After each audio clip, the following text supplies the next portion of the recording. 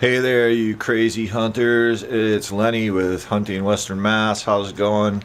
And today was just pandemonium in the woods. It was absolutely crazy. We had a big storm front coming through. I went out this morning early to a spot I call the honey hole. Um, I sat there until it got shooting light and I waited and I could hear some activity. I did a little bit of calling, and I swear a deer was creeping up. It was getting so close. I was so sure of it. I clicked my safety off, and I was pointing the right direction. But at the last minute, I'm sure it was a buck. Disappeared, and when I came out of there, I circled around. I went over about 75 yards away to there's a little swamp bottom there, and this is in Montague on public land.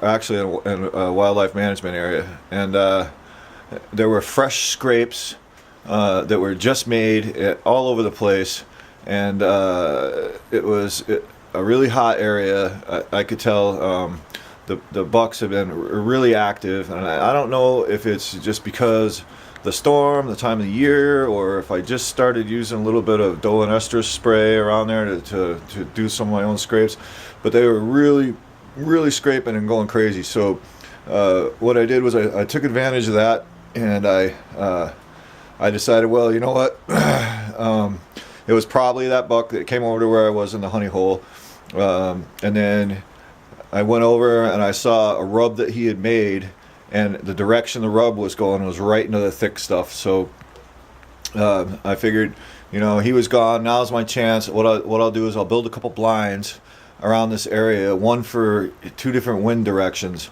So that's what I did, and I crashed around and I made some blinds and I set up some stuff, and I was really making a racket, and come to find out that deer went like 35-40 yards away and made some more scrapes. I know he did because I came in that way that morning and they weren't there. So he didn't care that I was there. So then I had to come out of the woods to take care of some business, and I went back in around 12:30, 1 o'clock, came out, got something to eat, went back in there, and it was exciting.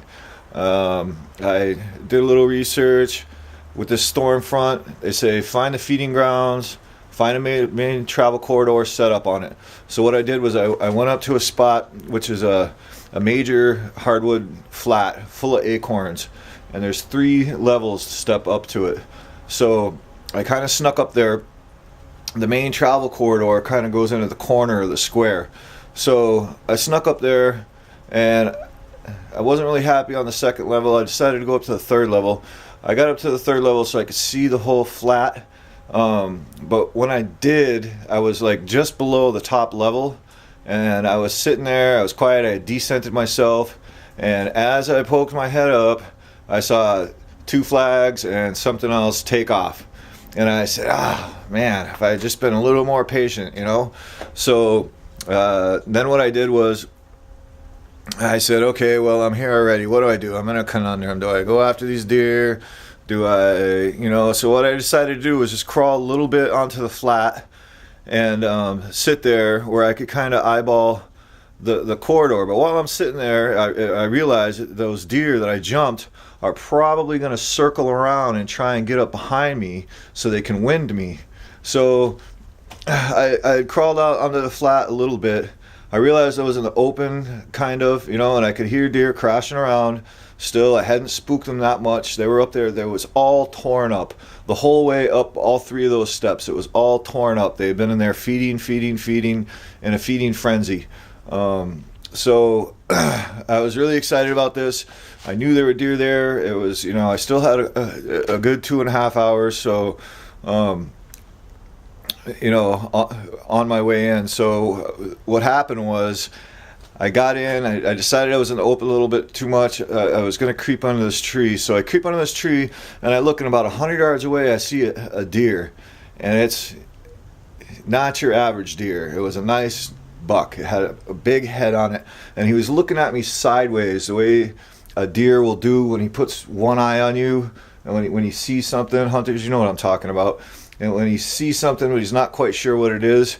And so I decided you know, not to move as little as possible, but to lay on my belly and have and point in that direction. Now he was pointed north. I had a north wind, and I was at the south end of the feeding flat, which is where the travel corridor is. So it was ideal circumstances for me to be in, you know. And I'm looking at this deer, and I'm going, wow, that deer is big. And as I'm looking at him, he's not quite sure what he sees, so he's taking a few steps forward. He's coming forward. You know, he came forward about 10 yards, and I looked, and I saw the gold of his horn, and I said, oh, that's a nice deer. I'm like, man, I'm going to have to give him some kind of Swiss name like Guggenschleimer or something. He was a nice buck, but he was pinpointed. And then he turned and faced directly at me, and I could see the light reflecting off both of his eyes towards me. And so I'm fixated on him, and as I'm fixated on him, you know, I'm sitting there, and he's creeping forward a little bit, and he'd stop, and he'd stare at me, and he'd creep forward a little bit, and he'd stop. But he was still like 80 yards out, you know, he was way too far away for a shot. And I sat there, and I sat there, and I sat there, and all of a sudden, I heard this bounding crash, smash. I turned around, and a deer had come up to within, geez, probably 15 feet, 12 feet behind me. Didn't know what I was trying to figure out what I was. I was descented, you know what I mean? Couldn't figure out what I was. He bounded away, cruised away. So what were my mistakes here? My mistakes were, number one, I forgot about the deer that I originally startled when I came up there. I don't think I really spooked them. They didn't take off, but they did. They circled back around and came up to win me from behind. And I got to look at it. It was one of the biggest body deers I've seen this year. It was a nice deer that took off. So I look over, Guggenschleimer's gone. And it was just a hot day in the woods. It was absolutely crazy. So at that point, I was like, oh, I blew this whole thing. You know what I mean? My mistake number two was I should have sat there and focused on the travel corridor like I was supposed to. You know, you got to stick to your plan. When you make a plan, stick to your plan.